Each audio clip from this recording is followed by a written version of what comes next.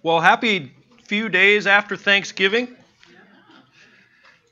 Hoping you had a good one. Anybody have a good Thanksgiving? I will not ask for a show of hands if you didn't. I'm going to talk a little bit about my last few days, week and a half or so. Last week was Testimony Sunday. This is too, it's just a little different testimony. And when I'm saying this, you could be sitting there and thinking, wow, he just thinks everything's all about him. It's pretty much true most of the time. And I actually think that's the human condition, that we think things are about us. And at some level, you should, because you're the only one running you. So it's good to sort of think that way. And yet, when you get stuck there, then that can cause some problems. So that's a little bit about what this week was about for me. This last week and a half, actually. Last Sunday, when we were at Testimony Sunday, I came up front for a short period of time. And what you may not have noticed is that I had hearing aids in. And you won't notice them today because I forgot them. But why I put that up there was I've been surprised how emotionally traumatic it has been for me to get hearing aids. I think of myself as about 32. I'm 53, and many people have said you stopped maturing somewhere a long time ago, but that's how I view myself in my physical function is in my 30s. I know I'm not in my 20s anymore. It hurts a little bit when I get out of bed and when I go back into bed and most of the time in between, but I still sort of think of that as the way it was when I was 30. I had a guy tell me, actually, I was at a different church a long time ago, just shortly after we got married, Judy and I, and he said, boy, the day you turn 30, you'll never forget. And he was talking physically. I didn't notice that much. But sometime since then, he's proven to be right. I still think back to being in my 30s, and someone would say, hey, let's go do a pickup football game or something, and I was able to do that. If someone said that now, I'd simply laugh because I'm not there anymore. But getting hearing aids for me somehow, and Blair's here, isn't he, Blair here? Hi, Blair. Blair has actually been the reason why I haven't just said no. Because I love Blair, and I respect Blair, and he's got hearing aids, and I don't think any less of him for having hearing aids. And yet still, I have this emotional struggle because in my mind, I think I'm a superhero. And there are no superheroes with hearing aids. So it's been a difficult struggle, so much so that I forget to put them in, and I believe that's probably partly semi-subconscious. And I don't know what semi-subconscious actually is, but I think what that means is I'm choosing to subconsciously forget them. But I will keep putting them in, and you probably won't be able to tell because they're very hard to see, and they do help a lot, but they do make me feel 70. So I'm still wrestling with that one. I'm just saying. I got no problem with you being. I think no less of any of you who are 70. And don't have hearing aids, yes. See? That's what I'm saying. That's what I'm saying. Well, I also had a chest cold last Sunday. But I thought I was getting better. I thought I'm on the, and I said I'm on the back side of it, and then Don didn't know what that meant. And so I tried to explain that means that I'm on the other half. I'm getting better. Turned out that wasn't true. But that was last Sunday. Now that last Sunday already had some emotional weight for it because I had gotten a text message that Clay was in the hospital. This was the Wednesday before last Sunday. It was 10 o'clock at night. I got a text message. He's on his way to Children's Hospital. So I went to Children's Hospital. And the next morning I went to Children's Hospital. When you go into Children's Hospital, one of the things they say is, are you sick? Or do you think you might be getting sick? Or have you just been sick? Wednesday night when I went in, it was like, no problem. No, I'm fine. Thursday morning when I went in, I had to think about it for just a minute. You know, when you sort of know that something's coming on, but you don't really want to believe it. And so I was like, no, I'm good. And I went in. Sorry, Clay.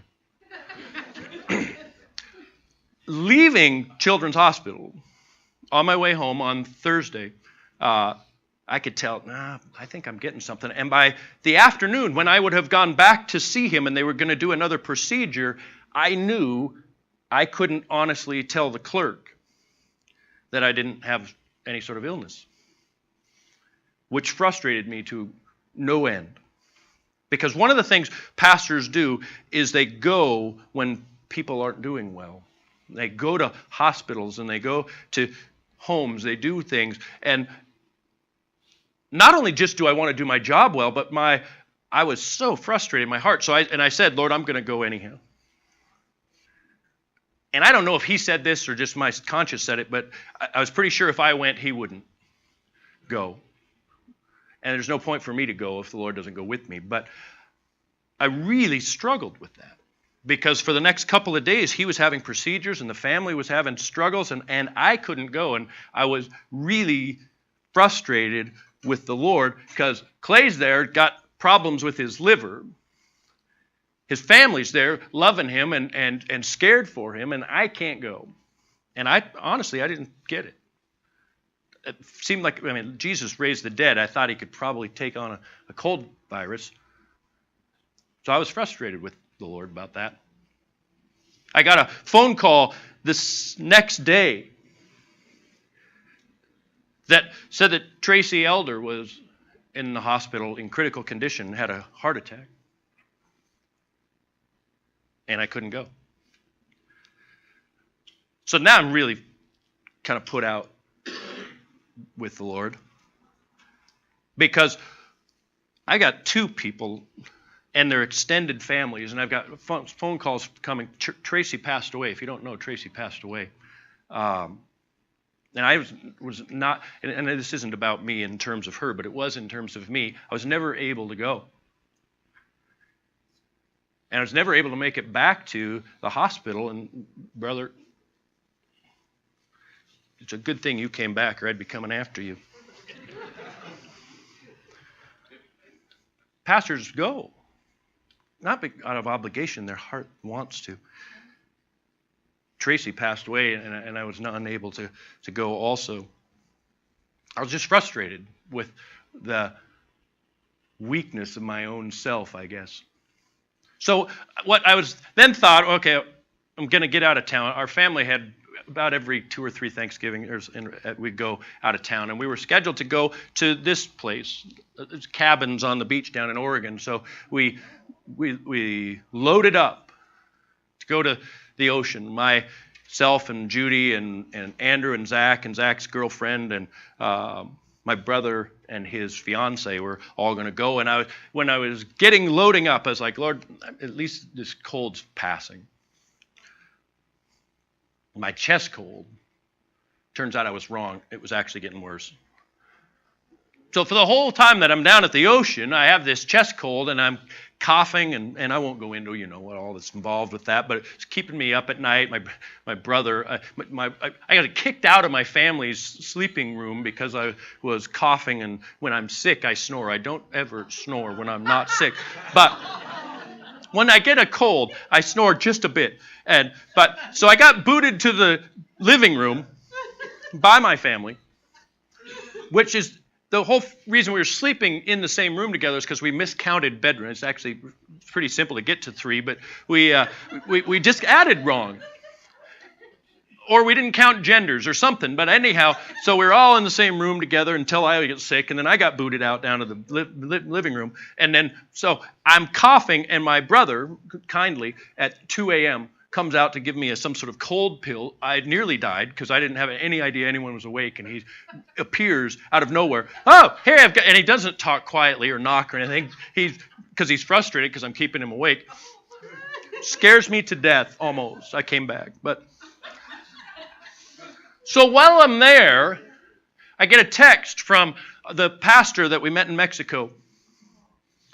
Pastor Noah is his name. And I get a text from him now and then, and I can tell he's in a difficult spot, and his wife is sick and needs some medicine. And their economy down there is a disaster. And all I can do, because I'm in the middle of nowhere that barely gets texts on occasion, is say, I can't help you, brother. I can pay, or I can pray, but I can't help you right now. So I have another guy who depends on me and my thinking that I can't help. And then I get another text from Sue Hughes that tells me that Kevin had a stroke.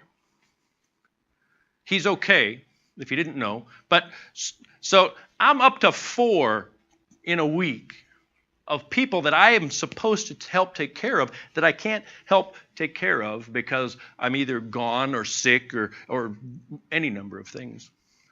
So here I am, I'm at the ocean. This first night, the night comes. That's the best I could do for night. And my oldest son's girlfriend, this isn't them, she couldn't come with us. She had to take a plane to Denver. Not that one. That one. She lives in Denver, so she had to go to Denver.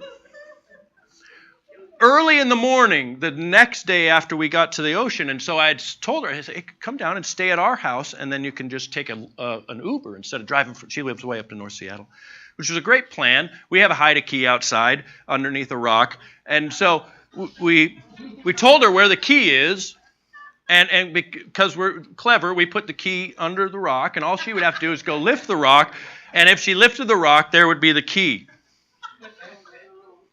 But it wasn't there. And it's 11 o'clock at night or so, and she's driven all the way from North Seattle to our house on the promise that she would be able to get a key and go inside. And my son's obviously frustrated because it's his girlfriend, and ultimately it would cost him more than me. But the key that's always there, isn't there. But because I'm a superhero, I have another key in a shed. Now, nobody come looking around my backyard for my keys. I'll just tell you where they are. But I have another key, the emergency backup key, in a shed. It's a creepy shed. That's part of the defense mechanism because I never dust it out. There's spiders everywhere. And so, but I tell her there's a key. And she says, yeah, right. I'm not going into that shed looking for that key. So I've got an out. My friend Ryan Gritter lives down around the corner. See? Love Ryan Gritter. Call Ryan, and he's there. Hey, Ryan, can you go up and help her find the key? And he says, sure. And so he comes, and he gets in the shed. Next thing I get is a text. Where? Because there's no key in that shed either. So my son's girlfriend, who's driven all the way from North Seattle, is now there with my friend Ryan in the dark, in my backyard, wondering what kind of idiot says he has 2 hide-a-keys and has no hide-a-keys. And she has to drive all the way back to Seattle and then come to the airport at 4 a.m. the next day. So there we are at the ocean. It's a good week. Now, don't get me wrong. I had a good vacation. And if you're still starting to think, wow, this is all about Dave, when's God coming in? He'll be here in a minute. So we're at the beach. We went here 3 years ago, and it was beautiful. This time, not so much. Now, this is a fake picture because I didn't take any pictures because it was pouring down rain, sideways rain coming down. We still went for a walk in the rain on occasion, but it's one of the things we like to do is walk in the rain, but it was, walk on the beach, not in the rain. And then the roof started to leak in our cabin. That's what we said. So I went to the property manager, when a leak started to come down, and there's a little sunroom with a skylight, and the leak starts, and it's like, hey, Dave, the roof's leaking. So, okay. So I go talk to the property manager. The property manager looks at me. No, just kidding. He says, what do you want me to do? And I came up with a lot of suggestions, but I didn't say any of them because at that point I really didn't know what I wanted him to do. He got me a little plastic bucket to stick under the leak, and we did and called it good. So the next day we decided we're going to go to town because they have this, Newport has this old town place. It's pretty cool. If you've ever been to Newport, there's New Newport, which seems kind of old, and then there's Old Newport that's older. And so we like to go there. And it's a nice place. It's got Moe's. It's apparently world famous.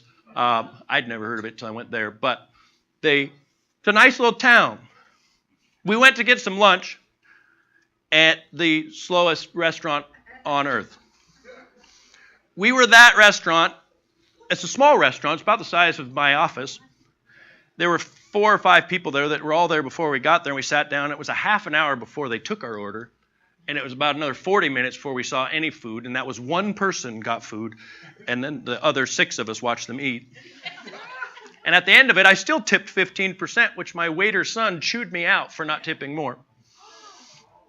He loves waiters. And his words, what did he say? If you're ever going to tip less than 20%, tell me and I'll leave the rest.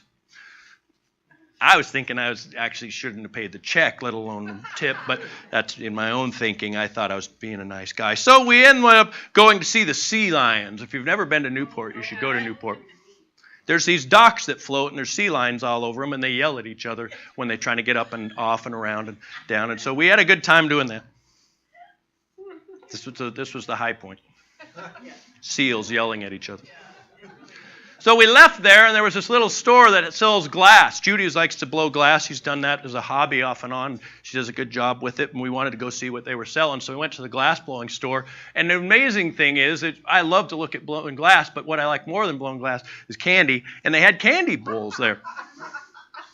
There's this huge bowl of clearly leftover Halloween candy, and the guy said, take all you want. To which I said, okay. And so I actually only wanted, there was a couple of sugar daddies, which are hard caramel things on a sucker stick. I like caramel. Now, I don't really like caramel, so don't think, oh, let's go buy Dave a bag of caramel. If you want to know what I really like, I'll tell you later. But I still do like these. So I got one, and I went back to the van with my family, and I get in the van, I'm taking the wrapper off, and I told my son, man, the last time I had one of these was in Mexico a year ago. When I was eating that one, it pulled one of my crowns off. And he goes, really? You probably shouldn't eat one, while I pulled a crown out of the other side of my mouth. I didn't remember I had one on this side. So there it is, if you want proof. I'm still missing that crown. It's in a prescription bottle back at my house. I thought if I just didn't eat it on this side. My wife says, fool me once, shame on me. Fool me twice, shame. And she was absolutely right. It irritated me at the moment, but it was truthful. Like, why would I ever eat another one of these things? I have one more on my mantle at home if anybody would like it, because I'm never touching one of these again. So these little crowns, turns out, that's what they look like, and they go on these little posts. And sugar daddies is the actual medical way to remove them. I thought it would take pliers, not a sugar daddy. So this is actually what I said as I pulled my crown out of my mouth. I said to Andrew, you've got to be kidding me. He just looked at me like I was the dumbest person that's ever lived. So I took my little crown and I stuck it in my pocket. So we loaded up to go home. I'm driving home. And I've had this chest cold the whole time. And it's starting to move into my sinuses, I think, because my eyeballs are starting to hurt. But what it actually turns out is, right there, I have an infection in my eye on the drive home. Yeah, that's what I said. No, actually, I said something else. But after everything else that had happened on this week, I'm driving home, and I'm like, man, my eye is really bugging me. And I flip the little visor thing down with a nice fancy light. It's like, whoa, there's a blister on my eyeball, which I didn't know could happen, but there it was. And so I go to the urgent care place, when I get home, when I'm supposed to be working on my sermon, and I go to the urgent care place. There's 4 people in line in front of me. She says, it'll be a while. I said, that's okay. A while was a misstatement, but it took a while. I go in, I see the guy, and he goes, you've got a blister on your eye. I said, I had a $30 copay. I actually said that. He goes, oh, yeah, well, I don't think it's pink eye. It's probably related to your cold. I didn't say again I had a $30 copay, but I wanted something better than probably. But he gave me some medicine. When the nurse came in, she said, here, this will help with your pink eye. So I said to the nurse, do I have pink eye? And she said, yes. I said, but the doctor said I don't. She said, oh, then no. So I said, is that medicine going to help with my pink eye, or is it going to help with what's actually wrong with my eye? She said, yes. At that point, I decided to save my own salvation, I should leave and just get the medicine. So I did. Now, you're probably saying, so you're telling me this why? If you're really sharp, the reason I'm telling you all this is I didn't have time to prepare a sermon, but that's not true. Because all week long, the Lord said, I'm working on it. Because I kept asking him, what are we going to do? Is Thanksgiving? Should I do something on Thanksgiving? Should I do whatever? And all week long, I felt like the Lord said, we're working on it. And He was. Because of this verse. And we know that in all things, God works for the good of those who love Him, who have been called according to His purpose. And why I like this verse and I don't like this verse is it says this, in all things, God works for the good. Why I like that verse is it sounds so good. But why I don't like that verse is it doesn't connect well with my life. Because I don't understand how having a chest cold to keep me from going and seeing people that I love when they're in a difficult spot makes any sense at all. And it doesn't seem good. And it doesn't seem good to have a sugar daddy pull my tooth off in the middle of vacation when I'm just wanting to get away and rest a little bit. And it doesn't seem good to get a text that says somebody that I care about's had a stroke, and I should be more bothered that they have a stroke than that I can't go see them, but I'm bothered by both. It doesn't seem good. But the Scripture says it is. And what it actually says is we know. We know that all things work together for good. You know what it doesn't say? All things are good. It doesn't say that, and we sometimes put that bumper sticker on with the implication that all things are good. Not all things are good. All things work together for good. Only in one circumstance. For those who love Him and are called according to His purpose. And what that means is these bad things that, in my world, bad things, God can take like a person who makes a tapestry and weave them together for good.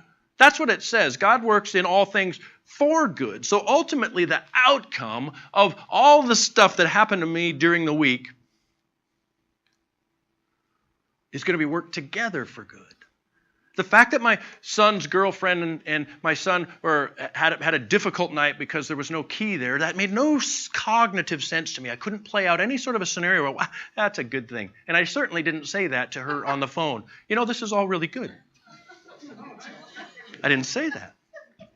And I have absolutely zero idea how that's going to end up good. In the same way that the Bowler family probably, if they're honest, and I won't ask them to stand up and testify, but if they're honest, probably be a challenge to come up with a really good thing other than the glory that there He is. But he could have been there. He was there 2 weeks ago. Were you here too? Yeah, you were here 2 weeks ago. How did that cause good? In and of itself, was it good that he had a blockage in his liver? Absolutely not. But God, like somebody who sits down at a harp or picks up a violin and is a master player, is able to somehow, we believe, why? Because we know, and here's what it comes down to, faith. What God's asking of me and of the bowlers and of you is, do you believe that God meant what he said? Do you believe that God is going to use every single thing for good? It doesn't say most things, all things God can weave together for a good outcome. A liver blockage, a stroke, a massive heart attack that leads to death, a slow waitress, a sugar daddy and a tooth. Can all of those things, because I don't have enough imagination to figure out how they're going to be good. I want to have enough faith to trust that they will. For me to be able to stop and go, I feel frustrated here, I feel angry here, I feel disappointed here, I feel whatever that feeling is, and go, wait a minute, God absolutely promised that somehow this is going to be good. This is why you need to know all of Scripture, because Hebrews 1 says this, now, 11:1 says, now faith is, so this is what faith is, the assurance of things hoped for. Absolutely assured, positive. The word sure is in there because it's, I am sure of this thing that I hope for. I have the conviction of things not seen. To be convinced of something means there's no question in my mind. I have no question that God, the creator of the entire universe, can weave this together for a good outcome. Now for us, this is our problem. 1 Corinthians 13:12. For now we see through a glass darkly. I can't see it. I don't know the answer to how. And many times, this is what people want to know when they've been involved in tragedy and large-scale difficulty and sometimes small-scale difficulty. How can this possibly be good? And my answer is, I don't know. But I know a good God who's all-powerful and all-loving at the same time. And see, this is the exact question that gets turned back on God. If he's all-powerful and he's all-loving, why would he let this happen? I don't know. I don't know. I can give you a large systematic theology that explains the fall of man and the curse and all the ramifications for sin in the human condition. I can give you that, but I still don't know why God doesn't step in sometimes and go, no, I'm going to stop this. He does sometimes. Don't get me wrong. God's the God of the miraculous. And he doesn't do the miraculous often, when I wish he would. So ultimately, this story about my week and a half, I believe, is presented here for us to ask this question. Do you believe that God will work every single thing for good? Not just most things.